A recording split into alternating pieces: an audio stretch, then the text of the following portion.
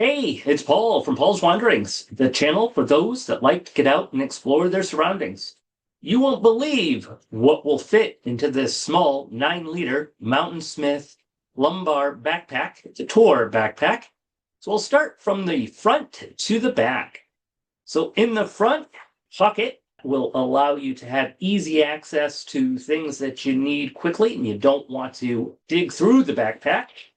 So your map and compass are usually what I put in here. In the top pocket, it's got these great big cuff zippers that allow you easy access to what you need in the top. In here, I've got spare pair of wool socks, thick wool socks. I have another spare pair of thin wool socks. I have a dry, short sleeve synthetic shirt. I have a dry, long sleeve synthetic shirt. Here I also have my windbreaker / raincoat. It's very important to have. I have in here first aid kit. So I've got a pocket knife, a lighter, bandages, things that you need for those times when you trip and fall and scuff your knee. On the side, you've got 2 pockets for water bottles. They're perfect for smart water bottles, perfect size.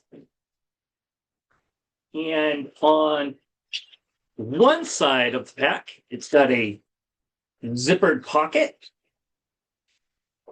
And in here is usually where I'll keep my keys or something else that's small that I might need. One thing that I did get after I used the lumbar pack for a while are these, they call them strapettes. What I found when I first used the lumbar pack is that if you don't have the strapettes that come over your shoulder like a regular backpack strap, the pack tilts away from your back and it puts a lot of pressure on the back. With the strapettes, which are sold separately, you're able to share the weight not only on your back, but on your shoulders. So it makes it much more comfortable. Now, also in the Mountainsmith Lumbar Pack, the 9-liter lumbar pack, maybe a little hard to see, but we'll see what we can do.